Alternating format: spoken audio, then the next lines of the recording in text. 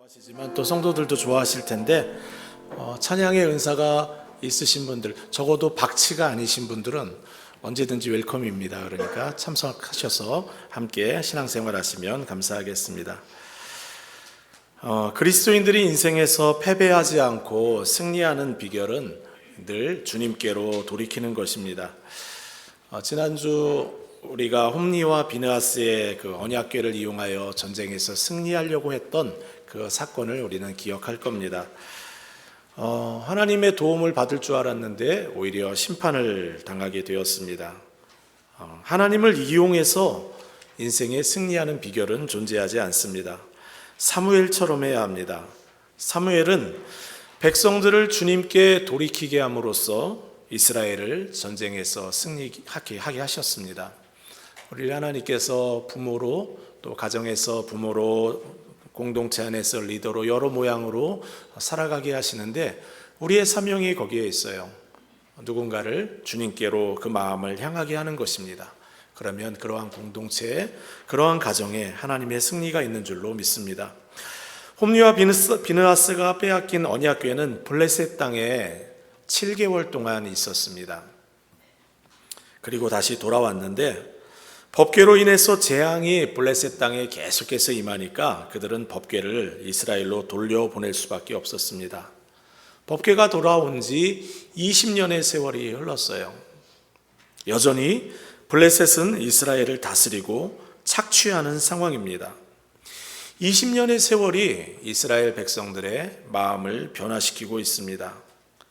궤가 기럇 여아림에 들어간 날부터 20년 동안 오래 있는지라 이스라엘 온 족속이 여호와를 사모하니라. 여기 이스라엘 온 족속이 여호와를 사모했다 적혀 있는데요. 사모하다라는 이 단어는 히브리어로 나하라는 뜻입니다. 단어입니다.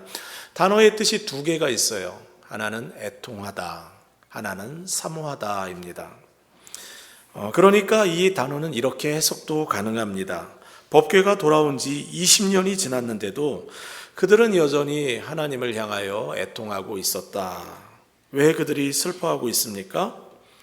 블레셋이 언약궤는 돌려줬지만 이스라엘을 착취하고 괴롭히는 일상은 변함이 없기 때문입니다. 그들은 하나님 앞에서 슬퍼하는 모습을 보였던 적이 늘 있죠. 착취당할 때, 고통당할 때 그들은 하나님 앞에서 슬퍼했습니다. 그런데 성경학자들은 오늘 본문 2절에 히브리어 나하, 애통하다 이 단어를 애통하다라고 번역하지 않고 사모했다라고 번역을 했어요. 이유가 있습니다. 지나온 세월이 20년입니다. 하나님의 말씀과 이상이 희귀했던 엘리 제사장의 두 아들 홈리와 비느하스가 죽은 지 20년이 지났습니다. 그 자리에 사무엘이 사역을 하고 있습니다. 하나님은 사무엘을 통하여 꾸준히 하나님의 말씀을 전달해 주고 계십니다. 그러면서 이스라엘 백성들의 마음에 변화가 일어나는 거예요. 하나님에 대한 사모하는 마음, 하나님을 갈망하는 마음이 그들의 마음에 생기기 시작했습니다. 이제는 하나님 앞에 점차 준비되어 가는 모습이 보입니다. 그들을 향하여 사무엘이 하나님의 메시지를 전달합니다. 사무엘이 이스라엘 온 족속에게 말하여 이르되 너희가 전심으로 여호와께 돌아오려거든 이방 신들과 아스다롯을 너희 중에서 제거하고 너희 마음을 여호와께로 향하라. 그만을 섬기라. 그리하면 너희를 블레셋 사람의 손에서 건져내시리라. 사무엘은 이스라엘 백성이 하나님께로 돌아오는 길을 설명합니다. 하나님께 가는 길은 두 가지 방법이 있지 않아요. 딱 하나의 방법만 있습니다. 본문에 나와 있는 대로 전심으로 그만을 향하는 것입니다. 하나님만 한 분만을 향하여 한 분만을 섬기는 겁니다. 왜 이런 메시지를 전했을까요? 그 당시 이스라엘 백성들은 하나님 한 분만 섬기며 살지 않았습니다. 하나님은 늘 섬겼어요. 그런데 또 하나를 섬깁니다. 가나안 땅에 있는 바알과 아스타롯 이방 신들을 섬겼습니다. 그 시대가 다신교를 믿는 시대였던 것을 생각해 보면 사무엘이 왜 전심으로 하나님 한 분만 섬겨야 한다고 이야기했는지 이해가 됩니다. 사무엘이 전하는 진정한 회개의 조건은 하나입니다. 하나님 한 분만 섬기는 것입니다. 사무엘상 7장 4절 말씀 보시면 히브리어 원어로 보면 그 문장의 처음 시작이 전심으로 온 마음을 다하여 이렇게 시작됩니다. 베콜 레바브캠 이렇게 되어 있는데요, 전심으로 온 마음을 다하여 하나님을 섬기라고 그렇게 문장을 시작합니다. 여러분, 온 마음을 다하는 게 무엇일까요? 마음이 하는 역할은 무엇일까요? 여러분, 마음은 어디에 있습니까? 한국 사람들에게 마음이 어디 있습니까? 물어보면 이렇게 우리 가슴을 이렇게 잡죠? 그런데 미국 사람들에게 마음이 어디 있냐고 물어보면 어디를 가리키나요? 이렇게 얘기하는 사람들도 많이 있죠? 여러분, 히브리 사람들, 유대인들은 마음 이야기하면 그들은 마음이 지성, 감정, 의지를 총괄하는 그런 기관으로 이해를 하고 있습니다. 온 마음을 다하여 하나님을 섬기라는 말씀은 내 지성과 내 감정과 내 의지를 다하여, 결단을 다하여 하나님을 섬기라는 말씀입니다. 온 마음으로 전심으로 하나님께 돌이킬 것을 요청한 사무엘은 이방 신들 바알과 아스타롯을 제거하라고 하였습니다. 마음의 회개를 구체적으로 결단하라, 그것을 표현하라고 하였습니다. 이스라엘 백성들은 하나님을 섬기면서 동시에 바알과 아세라를 섬겼는데 바알 신, 아세라 신을 조그만 형상으로 만들어서 휴대하기도 하고 가정에 하나씩 두기도 하였습니다. 사무엘은 그것들을 다 제거하라고 하였습니다. 진정한 회개를 선명하게 설명했습니다. 전심으로 온 마음을 다하여 한 하나님만 섬기라 하였습니다. 사무엘이 전한 메시지는 오늘 우리에게도 유효합니다. 우리는 하나님께 전심을 드려야 합니다. 마음이 나뉘어서 우리 마음 중심에 하나님도 있고 돈도 있고 자녀들도 있고 권력도 있고 명예도 있어서는 곤란합니다. 팀 켈러 목사님이 쓴 책 내가 만든 신이라는 그 책의 프롤로그 앞부분의 내용을 보면 이렇게 적혀 있어요.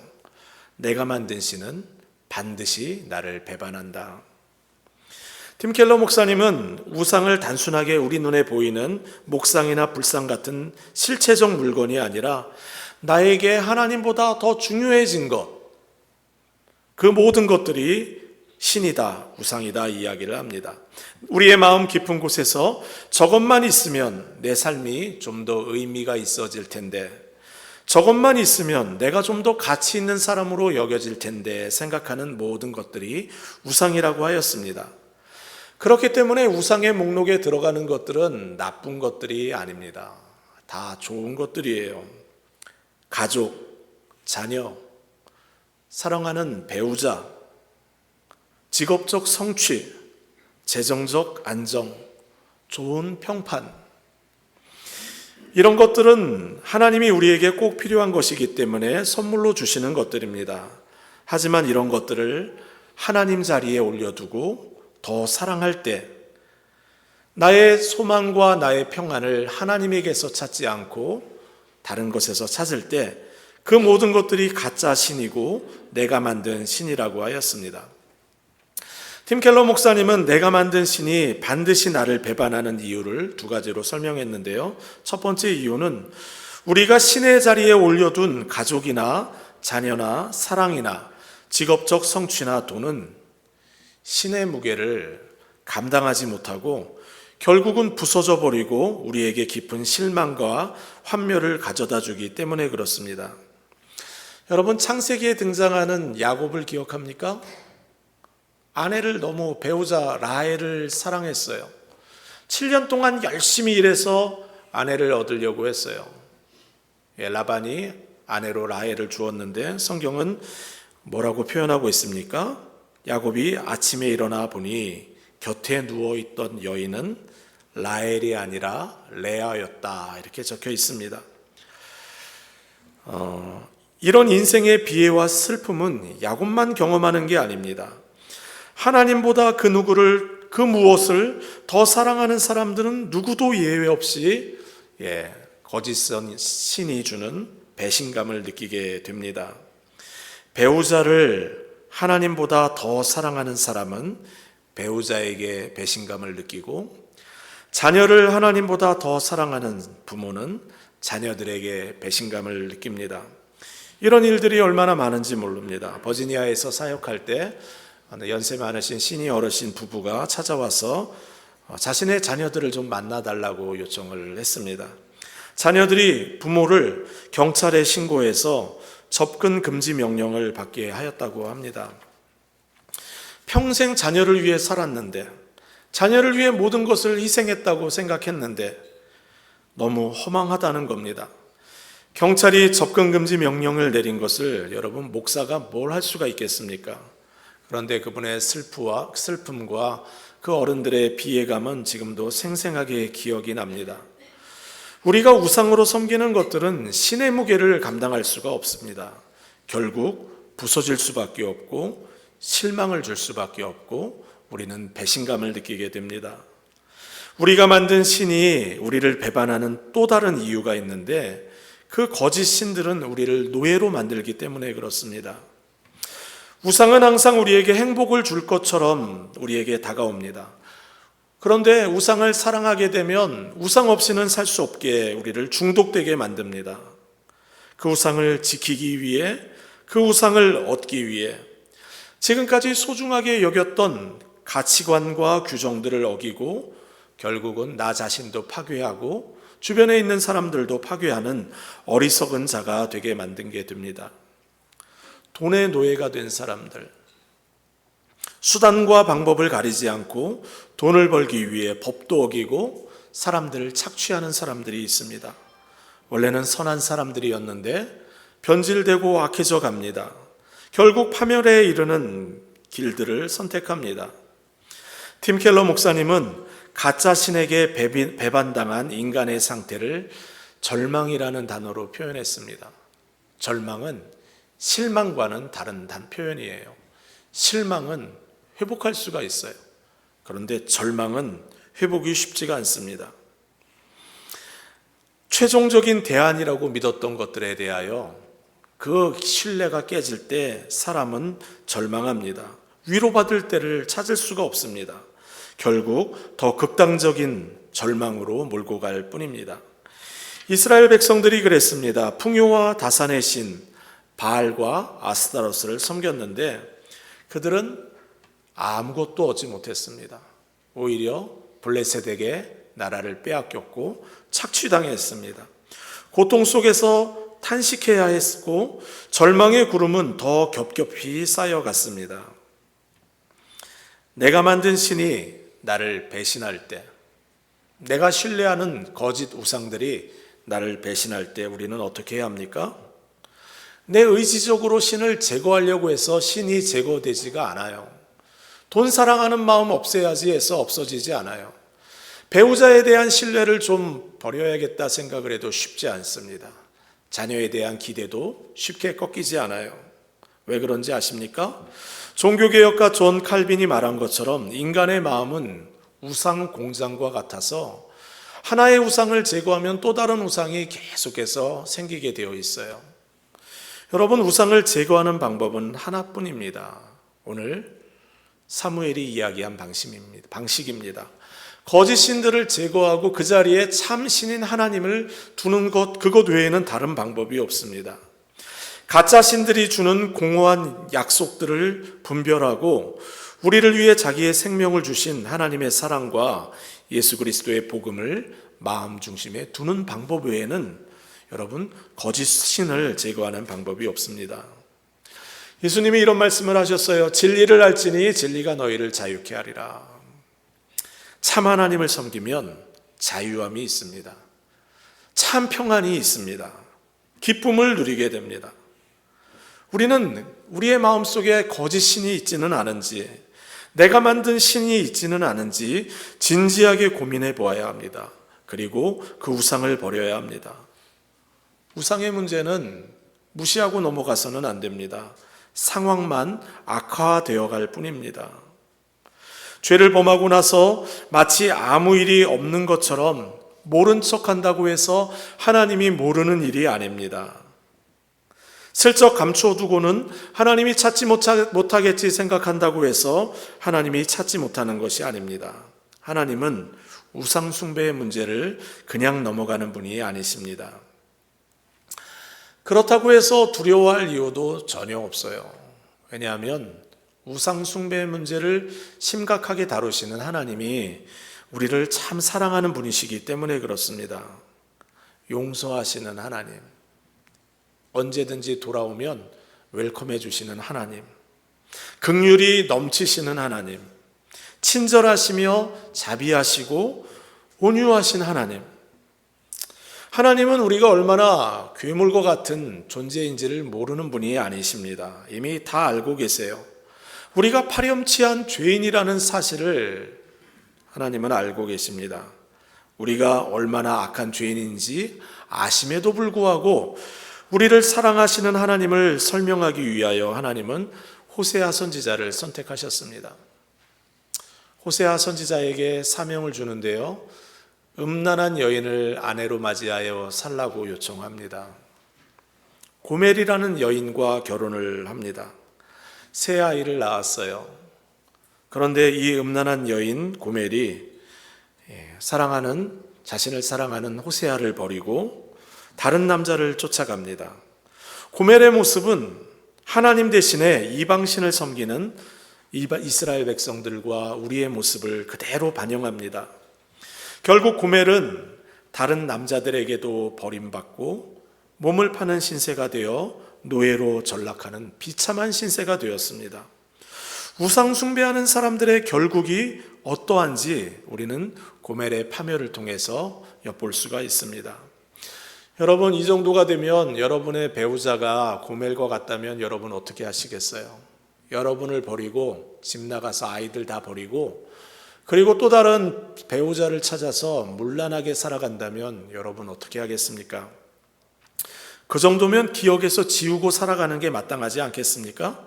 그런데 하나님은 또다시 호세아 선지자를 찾아가서 상식밖에 부탁을 하십니다. 타인에게 몸과 마음을 다 준 그녀를 다시 데리고 와서 온 마음을 다하여 사랑하라 요청합니다. 호세아 선지자는 하나님께 순종하여 노예가 되어 포주의 소유가 되어 몸을 팔고 살아가는 고멜을 찾아갑니다. 은 15개와 보리 한 호멜 반을 지불합니다. 그리고 고멜에게 다시 요청합니다. 나와 함께 지내자. 이제는 다시 음행하지 말며 다른 남자 따라가지 말자. 나도 당신만을 사랑하겠다. 고멜의 허물을 덮어주고 아내의 자리를 회복시켜줍니다. 하나님이 호세아 선지자에게 그렇게 요구하신 이유가 있습니다. 우리가 우상 숭배의 죄에 빠져 있을 때, 우리가 하나님 말고 다른 우상들에게 마음을 빼앗길 때에도 우리를 향한 하나님의 사랑은 변함이 없기 때문에 그렇습니다.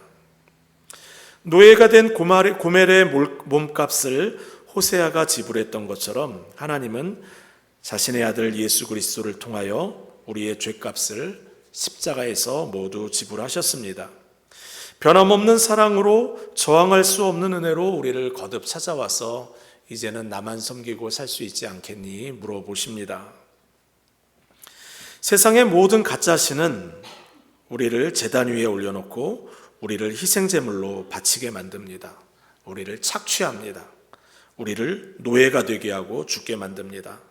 하지만 기독교는 나를 위해 친히 제단 위에 우리를 올려두지 않고 대신 희생제물 대신 예수 그리스도를 올려주신 유일하신 하나님을 우리에게 보여줍니다. 우리를 향한 하나님의 사랑은 탕자의 비유를 통해서도 알 수가 있습니다. 막내 아들은 아버지의 유산을 달라고 해 아버지의 품을 떠났습니다.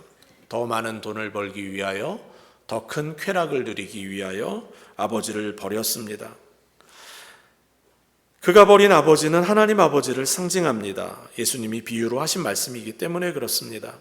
아들은 아버지 떠나면 행복할 줄 알았습니다.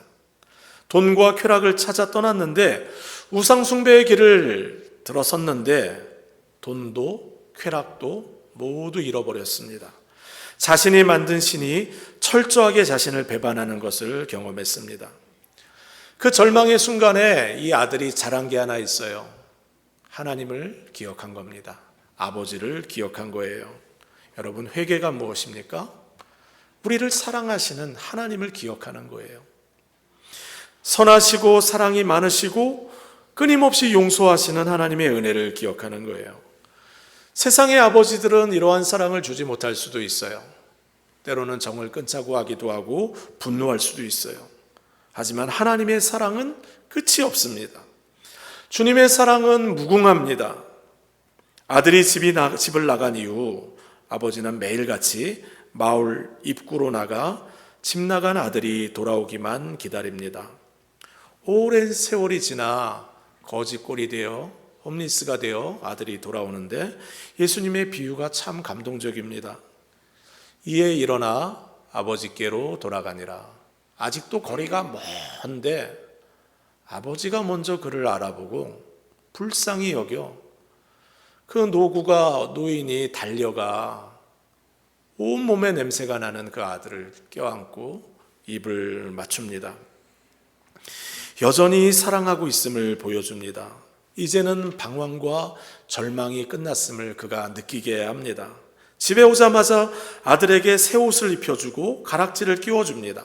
반지는 그 당시 아들을 상징하는 그런 물건이었어요. 더 이상 어느 누구도 내 아들이 홈리스였다고 비방하거나 조롱하지 말아라. 완전히 내 아들로 복귀했으니까 너희들은 그를 축하하라고 권면합니다. 이것이 우리가 회개하여 돌아오기를 원하는 하나님 아버지의 마음입니다. 하나님 아닌 다른 신을 섬기며 살아가는 우리를 향한 하나님의 마음입니다. 이스라엘 백성들이 사무엘의 말을 듣고 어떻게 했습니까? 이에 이스라엘 자손이 바알들과 아스타롯을 제거하고 여호와만 섬기니라. 그들의 행동은 둘째 아들의 귀환과도 같습니다. 이제는 우상 섬기지 않고 오직 하나님 한 분만 섬기겠노라고 아버지 품으로 그들이 돌아왔습니다. 그들은 말로만 회개하지 않았어요. 그들에게 있는 바알과 아스타롯을 제거했습니다. 온 마음, 지성과 의지와 정서적인 모든 감정을 다 동원하여 하나님께로 돌이켰습니다.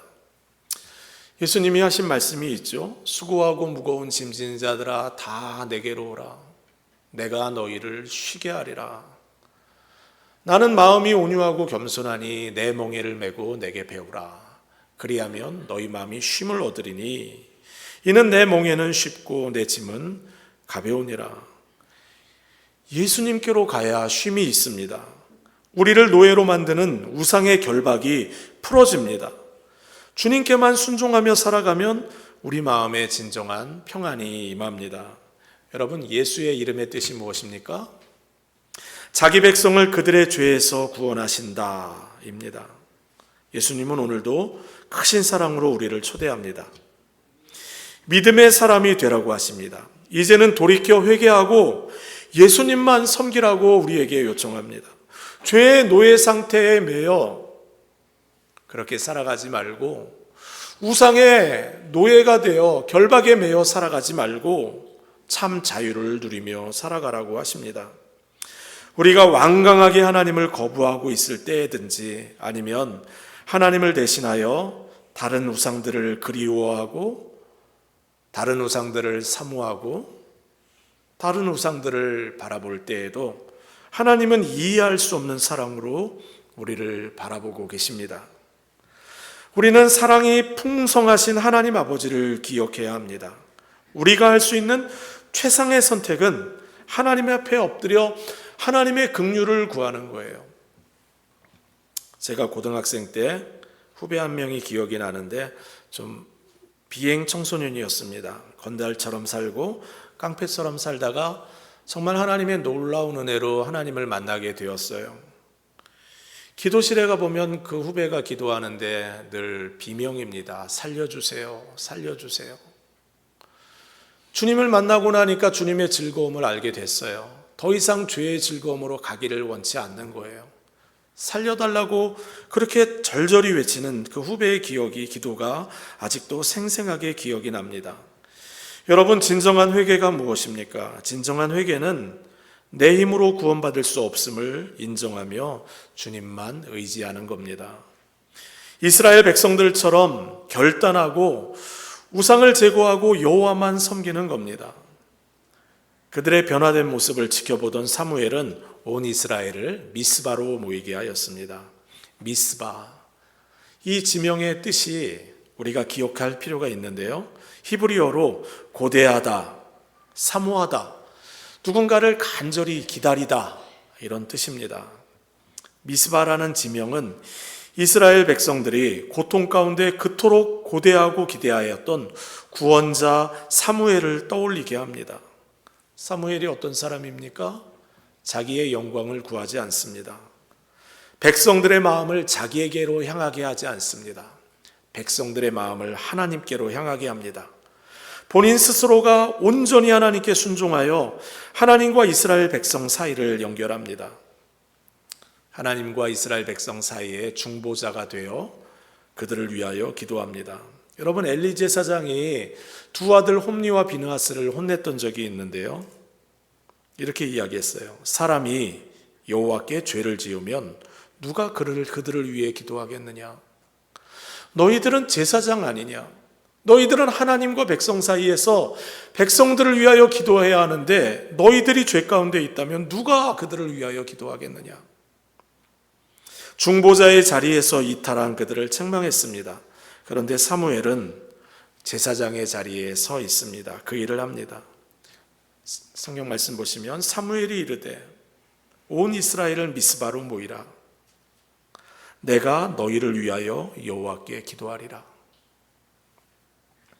이스라엘 백성들은 미스바에 모여 하나님의 긍휼을 구했습니다. 그들이 미스바에 모여 물을 길어 여호와 앞에 붓고 그날 종일 금식하고 거기에 이르러 우리가 여호와께 범죄하였나이다 하니라. 여러분, 언제 우리는 금식하며 회개 기도합니까? 우리의 마음의 중심을 드릴 때 우리는 금식을 하는 겁니다. 내 의지를 꺾고 하나님 앞에 항복할 때, 이럴 때 금식하는 거예요. 하나님보다 더 다른 것들을 사랑할 때, 더 그리워할 때, 더 연명하고 사모할 때 우리는 금식하는 겁니다. 내 안에 내가 살지 않고 오직 그리스도만이 살기를 구하며 금식하는 겁니다. 이스라엘 백성들이 다 같이 모여 금식하고 있으니까 블레셋 사람들이 깜짝 놀랐어요. 저들이 전쟁을 하려나 보다.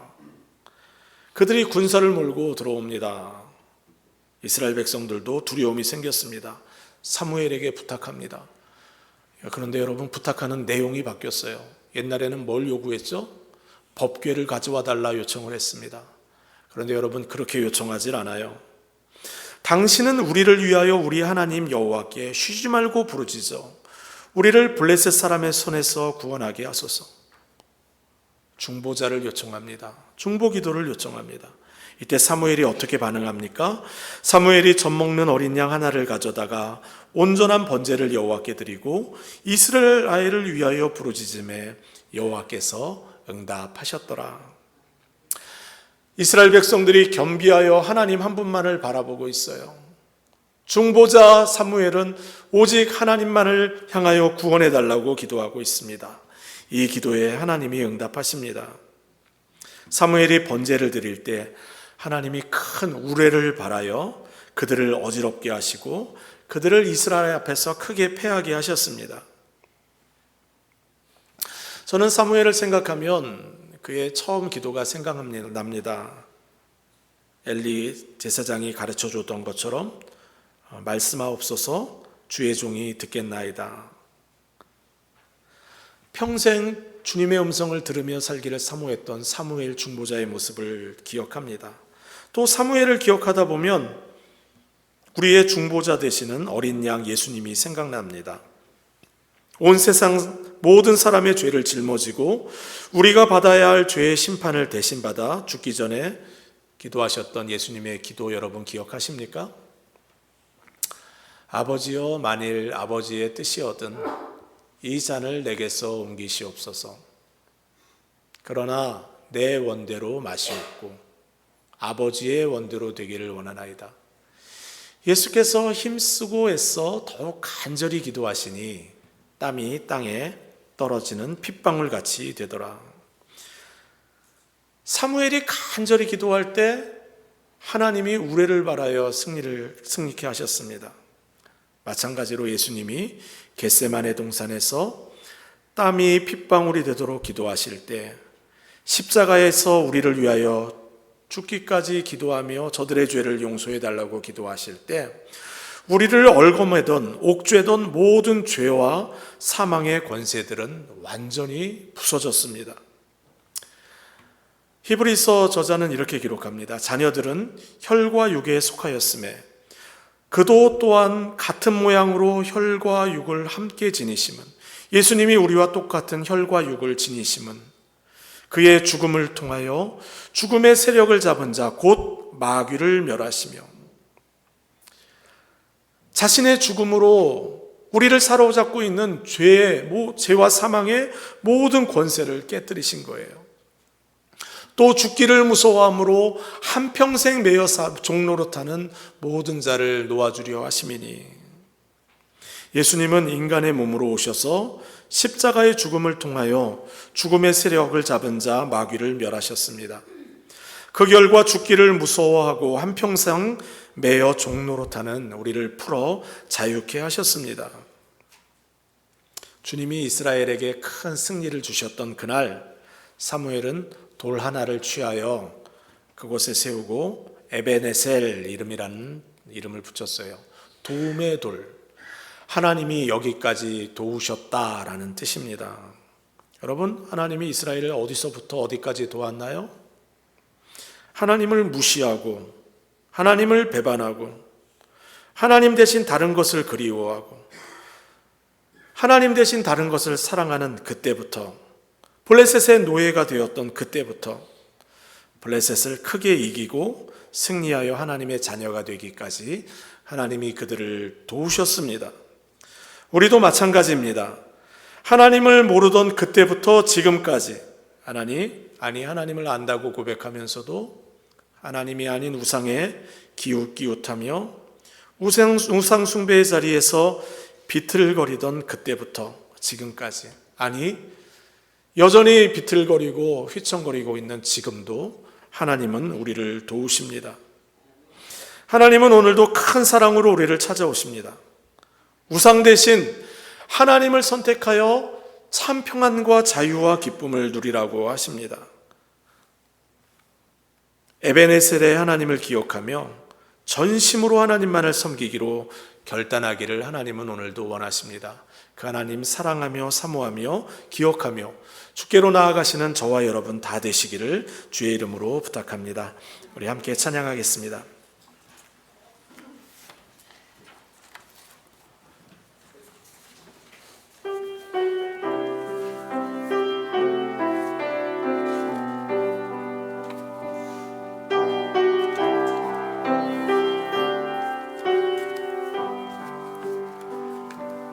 주보혈 날 정결케 하고 주보혈 날 자유케 하니 주 앞에 나 예배하는 이 시간 나의 모든 것을 주께 드리네. 그의 손 날 위에 찢기셨고 주의 발 날 위에 박히셨으니 이제는 내가 사는 것이 아니요 오직 주를 위해 사는 것이라.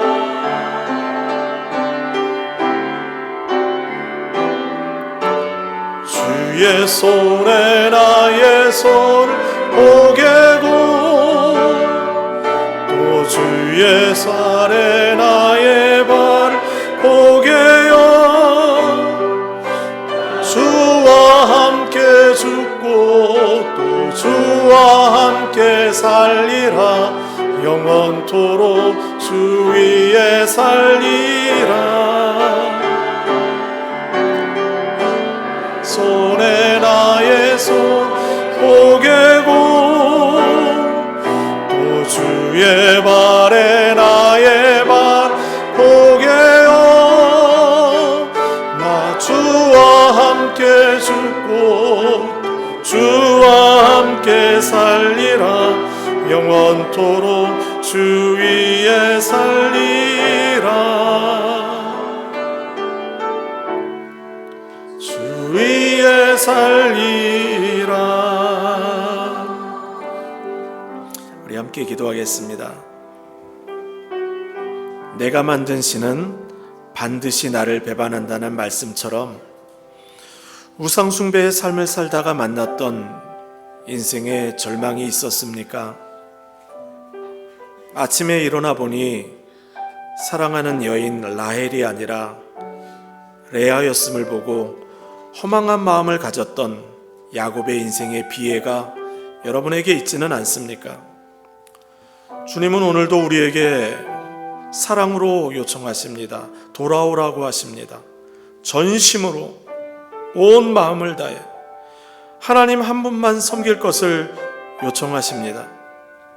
우상 숭배하는 죄를 회개하며 주님께로 돌아오면 참 자유와 평안과 승리를 주시는 우리를 사랑하시는 주님이 우리의 선물인 것을 우리에게 알려주십니다.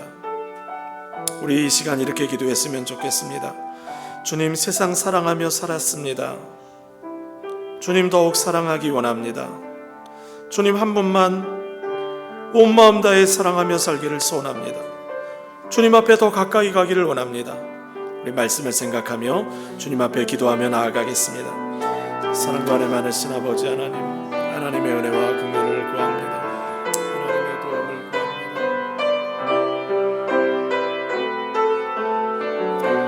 주의 나라와 주의 뜻, 아버지 하나님 은혜를 더해 주시기 바랍니다. 하나님 대신 돈을 더 사랑했고, 명예를 사랑했고, 배우자를 더 사랑했고, 자녀들을 더 사랑했습니다. 하나님, 내 육체를 더 사랑했고, 하나님 더 쾌락을 사랑했습니다. 하나님을 더 사랑하기를 원합니다. 하나님을 더 의지하기를 원합니다. 하나님, 금식하며 그렇게 엎드려 기도했던 하나님의 사람들처럼 하나님을 사모하며 살기를 원합니다. 하나님 은혜를 의지하며 살기를 원합니다. 주여 아버지 하나님, 그러한 목회 여정 되게 하여 주옵소서. 하나님 한 분만 의지하는 목회 여정 되게 하여 주옵소서.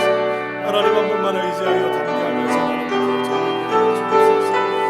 은혜에 서고 은혜에 죽으며 은혜 안에 머물러 살아가는 우리의 인생 여정 될 수 있도록 하나님 아버지 하나님, 하나님 외에 더 사랑했던 대상들 하나님 이제 내려놓게 하여 주시고 하나님께로 마음을 드리는 우리 인생 여정 되게 하여 주옵소서. 배우자에 대한 사랑과 자녀에 대한 사랑과 돈에 대한 사랑과 우리의 육체에 대한 많은 사랑들을 주님 내려놓기를 원합니다. 주님 은혜를 더하여 주옵소서. 주님 붙들어 주옵소서. 주님 함께해 주옵소서. 예수님의 이름으로 기도드립니다. 아멘.